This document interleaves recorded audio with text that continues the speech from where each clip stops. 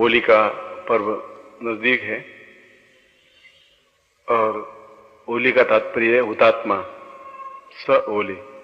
अपने पापों के पुंज को आहुति देने की क्रिया को होली कहते हैं।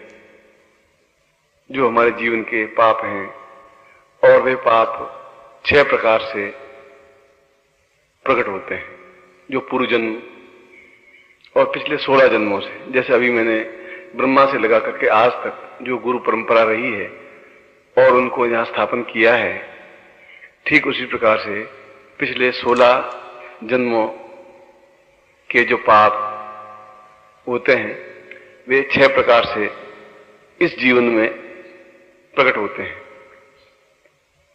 जाने अनजाने में पाप, दोष, असत्य, न्यूनता हो सकती है, इस पर हमारा बस नहीं है, मगर इनको समाप्त करने की कोई टेक्निक, कोई विधि भी संसार में नहीं है। ये पाप या तो अपने साथ ढोते हुए अगले जीवन में फिर उतना ही दुख भोगना पड़ेगा,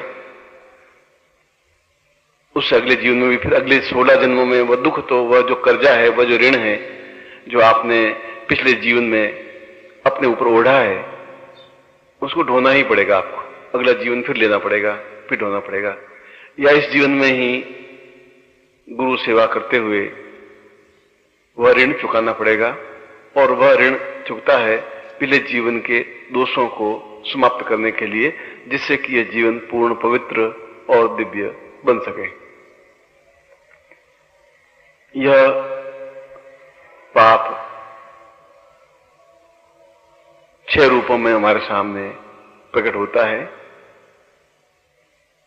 और ये जो मैं शब्द पाप बोल रहा हूं, पतितः इति पाप, जहां भी हम गिरते हैं, गिरने का मतलब है मन या वचन या कर्म से, विचारों से, भावनाओं से, चिंतन से, उसको पाप कहते हैं।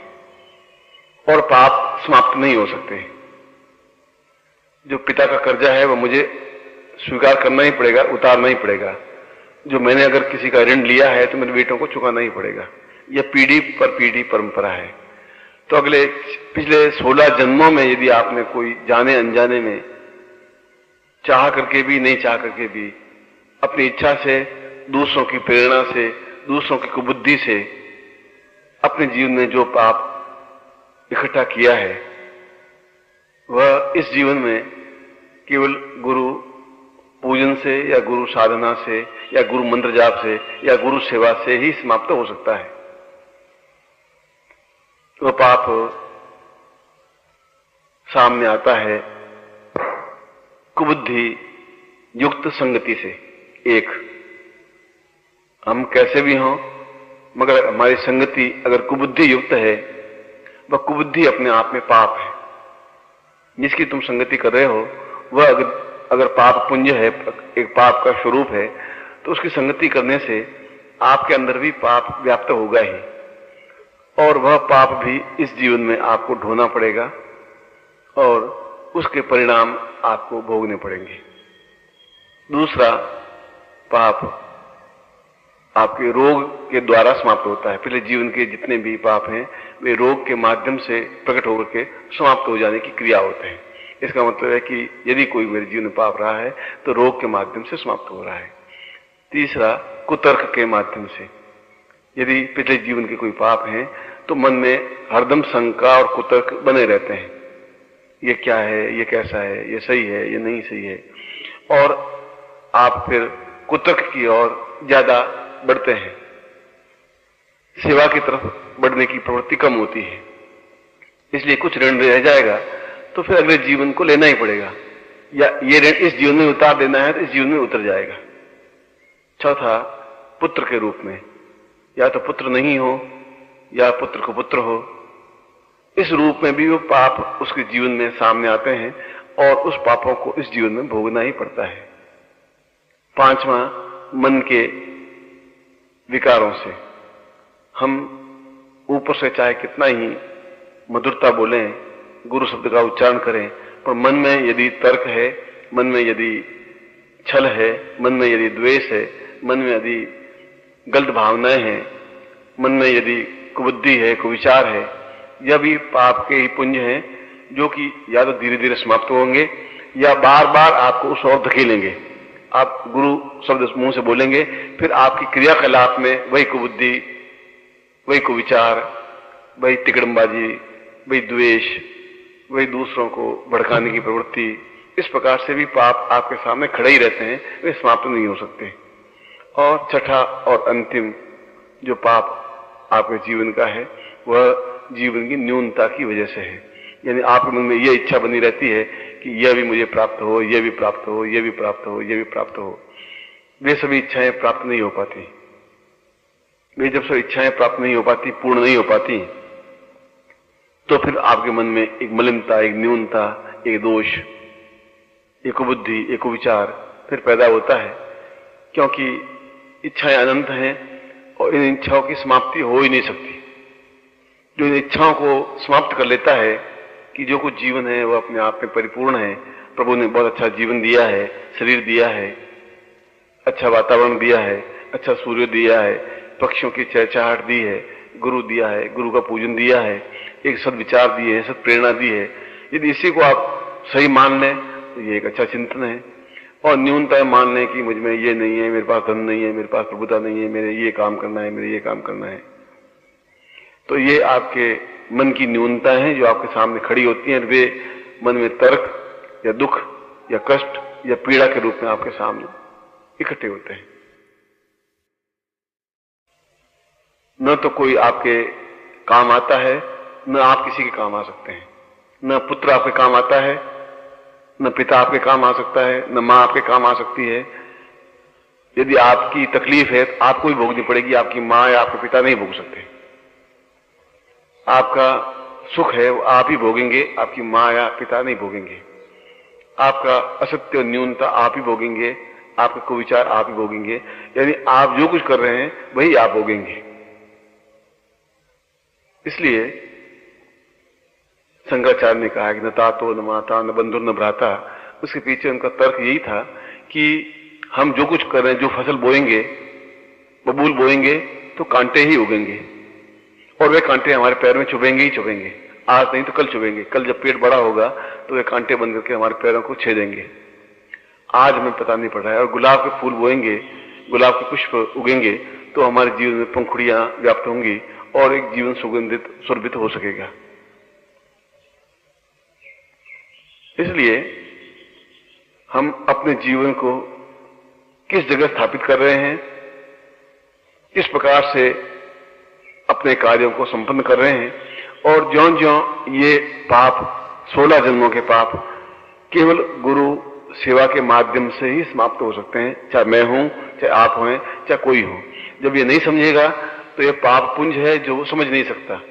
जब उन्हें गुरु प्राप्त नहीं हो पाता तो ये समझिए कि उसके जीवन के पाप घनीभूत होकर आंखों के सामने खड़े हो गए हैं। उनको जीवन में गुरु नहीं मिला।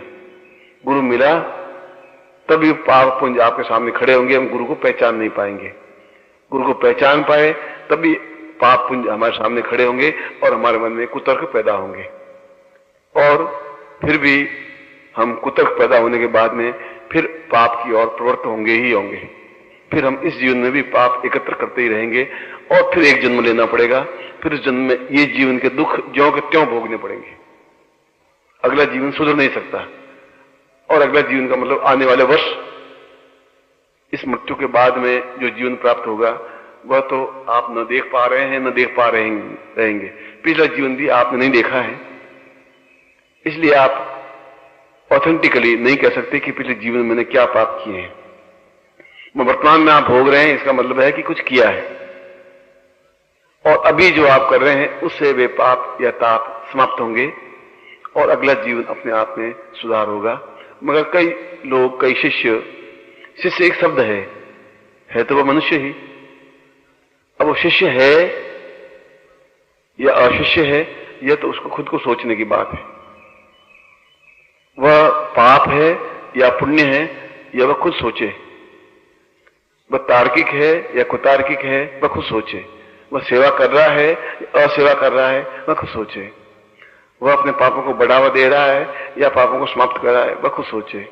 वह खुद सोचे कि मैं गुरु की सेवा में रत हूं या गुरु को चूस रहा हूं या गुरु को दुख दे रहा हूं या वेदना दे रहा हूं, वो खुद सोचे। गुरु तो अपने ओठों से या शब्दों से कभी व्यक्त करेगा ही नहीं कि तुम्हारी तरफ से मुझे कोई दुख मिल रहा है। वह तो सबको समान भाव से देखता हुआ और मन ही मन उनके उनके भविष्य को विचारता हुआ भी निरंतर आगे बढ़ता ही रहता है और अपने जीवन को, जो कुछ उनके जीवन में कार्य मिला है, उस जीवन के कार्य को समापन करता हुआ फिर किसी लोक में जाकर के वह कार्य करना प्रारंभ कर देगा। इसलिए शंकराचार्य ने एक बहुत ही सुंदर श्लोक अपने जीवन में कहा है। उनकी सौंदर्य लहरी अपने आप में एक अत्यंत अमूल्य ग्रंथ है और उसमें कहा है कि सदा नैव चिन्त्यं पापोत्मनायं परिपूर्ण यक्षं सदाहं वदामि न जानामि कैवं कदवं न देवं ज्ञानो हि देवं गुरुत्वं हि देवं। मैं किस जन्मों के संचयभूत पुण्य से एक मनुष्य शरीर धारण किया और फिर गुरु के समीप पहुंचा, और अगर अगला जीवन में ठीक उसी प्रकार पाप को एकत्र करता हुआ, पाप की कमाई एकत्र करता हुआ, पाप में लिप्त होता हुआ, दोष में लिप्त होता हुआ, कुतर्क में लिप्त होता हुआ बढ़ता रहूंगा तो यह जीवन निरंतर दुखपूर्ण बना ही रहेगा, वेदनाएं बनी रहेंगी। इनको दूर करने के लिए केवल मुझे जीवन पर्यंत शिष्यवत बनते हुए इन पापों को समाप्त करने की क्रिया करूंगा, तभी जीवन में श्रेष्ठता और दिव्यता प्राप्त हो सकेगी। उन्होंने अपने आप को शिष्य बता करके दूसरे शिष्यों को एक प्रेरणा दी है, एक चिंतन दिया है, ज्ञान दिया है, एक विचार दी है, एक धारणा दिया है और बताया है कि सब कुछ सुविधाएं होते हुए भी आदमी दुख क्यों प्राप्त करता है। जब विभीषण ने राम को पूछा कि ये आपके सामने जो खड़ा है 10 शीश लिए हुए, 20 भुजाएं लिए हुए, क्या है? उन्होंने कहा कि रघु के वंश से लगा के आज तक जो पाप हैं वो पाप का एक पुंज मेरे सामने खड़ा है और उस पाप के पुंज को समाप्त करने के लिए मैं उद्यत हूं और उस पाप के पुंज को भोगता हुआ मैं अपने पत्नी का बिछोह सहना करना पड़ा। उस पाप पुंज को समाप्त करने के लिए भाई आज मूर्छित है, उसको मैं सहन कर रहा हूं और उस पाप के पुंज को समाप्त करने के लिए उस पाप जो तीर छोड़ रहा है वो मेरे शरीर में बिंद रहे हैं। इसलिए इस जीवन में मुझे पाप समाप्त कर देने हैं, क्योंकि ये मेरे पाप नहीं है, ये रघु के वंश से लगा करके मेरे 8वीं पीढ़ी पहले से लगा करके आज तक जिन्होंने जिस प्रकार से पाप किए वो पुंज बन करके, वह एक आकार बन करके, वह रावण बन करके मेरे सामने खड़ा है। आपके सामने भी ठीक ऐसी ही क्रिया है। आपके संगति, आपकी धारणा, आपका विचार, आपकी न्यूनता, आपका मन का घटियापन, वो पाप पुंज बन करके ही आपके सामने खड़ा होता है और आप अपने आप को ज्यादा बुद्धिमान, ज्यादा योग्य, ज्यादा चतुर समझते हैं और समझते हुए या तो पापों की वृद्धि कर रहे हैं या पापों की समाप्ति कर रहे हैं। ये आप स्वयं अपने सामने एक न एक दिन ऐसा आएगा जब पाप अपने आप में पुंज बन करके आपके सामने खड़ा होगा ही होगा। उस समय आपके सामने पश्चाताप के अलावा कुछ रहेगा नहीं और ये जीवन अपने आप में व्यर्थ चला जाएगा। या तो आप भगवान शंकराचार्य भी एक आचार्य बनकर के जीवन में धन, यश, मान, पैसा, पुत्र प्राप्त कर सकते थे।